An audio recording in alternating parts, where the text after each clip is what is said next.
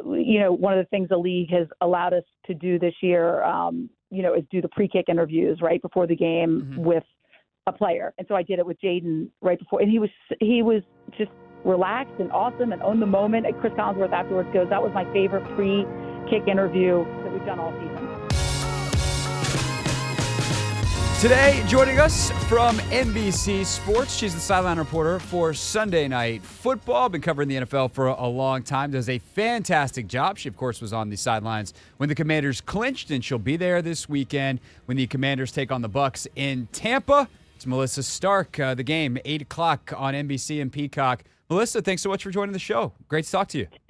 Great to talk to you. Thanks for having me. Absolutely. And it is my understanding, Melissa, that you earlier before talking to me talked to Terry McLaurin, and I'm sure we'll hear lots more about that conversation on the broadcast Sunday. But anything in particular stand out that you can share with us now as he prepares for his second career playoff game?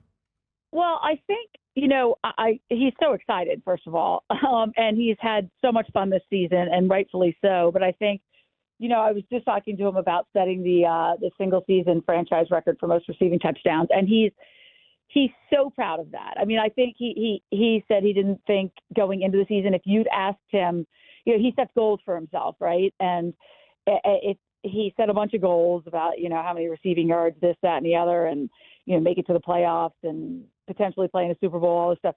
But if you asked him, he did not think that was going to be a record that he achieved. So super excited about it. Also talked to him about his relationship with Cliff Kingsbury and how much he talks to him during the game and how open Cliff is to his ideas and, okay, I'm seeing this, I'm seeing that. And, and how validating that is when, he calls for a certain play and then it works out.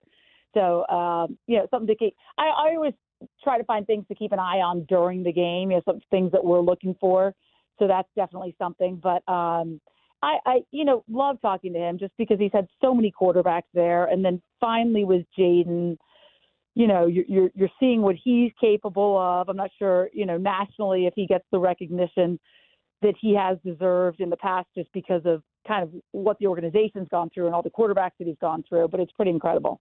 I totally agree, and I've been lucky enough to know Terry for a while now since I was back as a beat reporter during his rookie season, and I think it's interesting that he brings up like the relationship, I'm glad you guys talked about the relationship with Cliff, because I don't know if folks realize how many of the big signature plays that Terry has this year are situations where Cliff has gone to Terry and basically been like, what do you want? Because he knows that, that's my guy. And, it goes all the way back to the Cincinnati game winner in week 3 on Monday Night Football, where he's like, Terry's like, I want to line up over here. I want to run a go route. And I'm going to score a touchdown. And Terry's good enough to do that. I know you also are working on talking with Mike Evans and some folks about the record that he set that we all saw on Sunday. What's it been like to work on that and talk to some of the folks that you've been talking to about the history that Mike Evans has made? Yeah, I mean, it's so cool, right? We have these two receivers who are just setting records left and right, and it's just, the respect within the game and the respect for each other. So, yeah, Mike Evans, I mean, I don't know if you saw it or people saw it. There was about like an 8-minute video on YouTube of Mike Evans from once he set the record to kind of walking through all his teammates and then walking back to the locker room and the reception. You could just sort of see the pressure kind of come off of his shoulders and especially going through injury this season, missing a few games and getting that. I think Baker, we had the Bucs a couple weeks ago. I think Baker wanted it more for him than he did for himself, So I talked to Jerry Rice about it yesterday, and strangely, they've never talked to each other. They don't know each other, but Jerry's like, when I played with Tim Brown with the Raiders, he's like, I envision that playing with Mike Evans would be similar, just in the work ethic, the way they go about it, the receivers that they are. And Jerry was saying, I would love to play alongside Mike Evans, and just that he has so much respect, and Jerry knows, he knows exactly what it takes to go in to get 11 1,000-yard receiving seasons, and so it was interesting to get Jerry's perspective on it. He tweeted something out, just congratulating him. But I'll talk to Mike tomorrow. I actually fly down there tomorrow. We'll go to practice and then have our production meetings down there tomorrow and talk to Mike. I think the governor is declaring it Mike Evans Day tomorrow down there, cool. Some sort of special celebration. But But just really pretty cool. I asked Jerry how he'd feel if he breaks his record. He's like, I'm all for it. I mean, as we know, the saying goes, records are made to be broken, but just such a good respect level there. For sure. And Jerry's got so many, he could give up one. He's got exactly. And he's so far ahead in some of them, it's kind of a joke. Melissa Stark's with us, sideline reporter for NBC. Of course, Sunday Night Football is where the Commanders will make their return to the playoffs for the first time since they played the Bucs back in the 2020-2021 season. Sunday night, 8 o'clock, NBC and Peacock. And Melissa, you did mention you had the Bucs a couple weeks ago. You also had the Commanders a couple weeks ago when they took on the Falcons. What do you remember, maybe being in the building on Friday when you guys have all those production meetings, and then, as you're thinking about those meetings on Saturday and preparing for the game on Sunday, like what's the thing that really stood out to you? And then when you're walking out of the stadium Sunday night after they've clinched and Jayden's pulled off what he's pulled off again, like what's the thing that kind of stuck with you about being around this team when you guys haven't really been around this team because they haven't been good enough to be on Sunday Night Football most of the last 5 years? I think the first thing is, we're in the building. We kind of spend the day there. We go to practice. We have our meetings. We go down. We have lunch in the cafeteria, and we're with Dan Quinn, and he's telling us how much he wanted to bring back the history of the organization, right? And that they'd taken down. You spent time in there, like that they'd taken down all the old photos, right, as you're walking around, and just because of the name change and everything. And he's like, I put them all back up. There were so many major accomplishments in the history of this organization, and then to have a guy like Doug Williams, right? I talked to Doug before the game, and I think what struck me from everybody is how much everyone loves Jayden Daniels and his work ethic, from the offense to the defense to the coaches to whoever you talk to. And Doug Williams saying, I haven't felt this way in so long about this organization, and the energy around the team is off the charts. And everyone's buying in, and you say why, and they say he says number 5, right? And he's like, I call it the Jayden way, like just his work ethic, how he's the first. We've heard, that he changed the locks in college, right, so that he could get in early, and he's the first guy there, and all of that. But he walks the walk and talks the talk. Like he's got that. He instantly earned the respect of all these guys just because of the way he goes about it. And he doesn't feel like a rookie. He already treated we've talked about how he treated college, like at the professional level, so that once he comes, it doesn't feel like a rookie season to Jayden Daniels. And we've seen it this season time and time again. In talking to Terry McLaurin earlier today, I said, what you've lived this. You've lived the change in the organization. What's the turnaround, the whole thing? And he's like, I think in the past that we would always find a way to lose, right? I mean, it's so true. But you think about it. For sure. And now he's like, and now we're finding ways to win. And we've seen it in all these close games. We saw it in our overtime game on Sunday Night Football, and the late game heroics, and that no moment is too big. And so I think that really bodes well for the playoffs. I'm so excited about this matchup. You never know who you're going to get. You find out kind of midway through our game, like halftime in our game last week of Sunday Night Football, where you're headed as a broadcast team. I'm so excited. As someone who's not a night owl, Melissa, I cannot tell you how excited I was when I heard Mike go, and next, we'll tell you the playoff schedule in the middle of the first quarter. I was like, yes! I do not have to stay up till midnight to find this thing out. And I'm sure you were quite excited to once you guys learned what you get. And the thing is, with the deal that NBC and y'all have with the NFL, you guys get some of the best games every single season, which is fantastic. And you guys do such a great job with them. So happy that that's the case. But you're around the Mahomeses, the Burrows, the Jacksons. Like you're around the best teams with the best quarterbacks pretty much week in and week out. So. Yeah.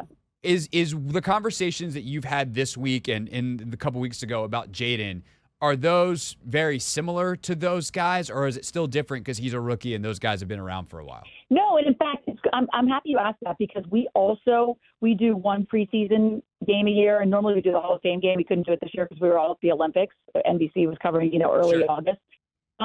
So we had the Commanders in the preseason. And we just all walked out of there kind of with our jaws dropped. I mean, from Chris Collinsworth to Mike to me, the producer, the director, everybody, of just how he did not seem like a rookie at all. And just the level of respect already then. And, and we so appreciated that he said, I'm glad I had to earn the job, right? I mean, who says that at that level? And just his mindset and his approach. So, I think it's awesome. I think it's so cool when you have these young guys who are the future and the future face of the NFL. And he's obviously such a dynamic, fun quarterback to watch.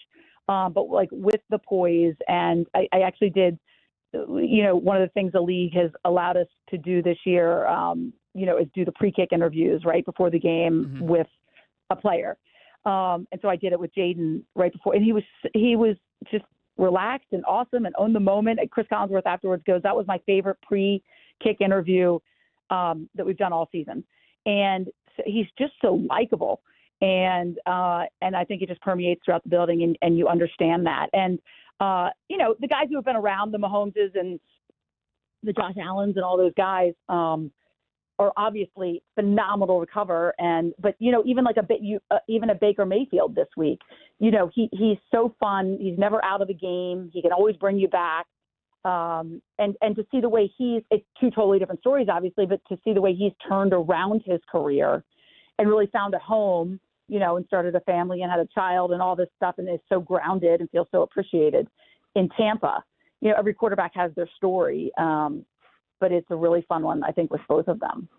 Last question for Melissa Stark here, of course, sidelines NBC. She'll be there this weekend as the Commanders take on the Bucs in the wild card round of the NFL playoffs. And we talk so much, we spent so much of this interview, Melissa, talking about the composure and just the nature of Jayden Daniels. There's no bigger test of that composure than, all right, buddy, you're in the playoffs. Like the pressure is cranked all the way to 10. And you've covered so many playoff games over your career. I'm curious how you think the playoff experience that is plentiful in Tampa. This is a team that's won their division 4 straight years, and a lot of the same guys are around, versus Washington. We're sure you have Ertz, sure you have Wagner. There's a couple other guys that have played in the playoffs, a couple guys that came over from Dallas, but a lot of guys that either haven't been here a while, and a bunch of coaches that, Cliff, Joe Witt, haven't been here in their current position. So how do you think that experience factor plays into the game this weekend when it comes to meeting the moment? Right. I think a couple things. Number one, I'd start, with Dan Quinn and just the command and the of the organization and the leadership and the respect that he has. And he has been there. He's had some major ups and downs, right, in playoffs, as we well know. But I also would say, in talking to Terry McLaurin earlier today, what he said is a lot of the games that we've had this season, and it's what you and I talked about earlier in our conversation, the close games, the moments where you've had to rise to the occasion and stay even keel, and the fact that no moment is too big. I think that those have really helped this team, right? Because it's like, what's your heart rate? What's your pulse like, right? And we've seen them find ways to win those games as opposed to find ways to lose, as Terry said that the organization has in the past. So, it's a new slate. I think it all starts anew, and I think the fact that, and as Terry said, like, we're finishers. That's what he's like. I feel like we've got to start faster. That's the key. I mean, it's great to be a finisher, right? Right. Because that really bodes well, because it's you can start fast, sure, but it's how you finish. So I think that's really cool, and I'm actually glad that he highlighted that, and we chatted about that, because if for whatever Washington fans are listening, I think it should give you confidence and bodes well for the team in terms of their mentality going in. For sure. And Dan had a great quote earlier this week. He's like, I love that we can do this, but I try to tell the guys we don't have to. They're 8-4 in close games this year. For whatever it's worth, the Bucs only 3-5 as close games defined by NFL Pro and Next Gen Stats. So if it's close, which playoff games often are, it seems like the advantage will be with Washington, but we'll see on Sunday. Melissa, Mike, Chris will be there. You can watch the game on NBC4 here locally in D.C., of course, on Peacock as well. Melissa, this was so great to chat. Really appreciate it. Safe travels, and look forward to watching you and the crew this weekend. Thanks so much. Great to talk to you. I appreciate it. That's Melissa Stark, everybody. Sidelines for NBC Sports with us here on The Hoffman Show. Again. Hey, this is DA, and you're listening to The Hoffman Show on the Team 980 and the Odyssey app.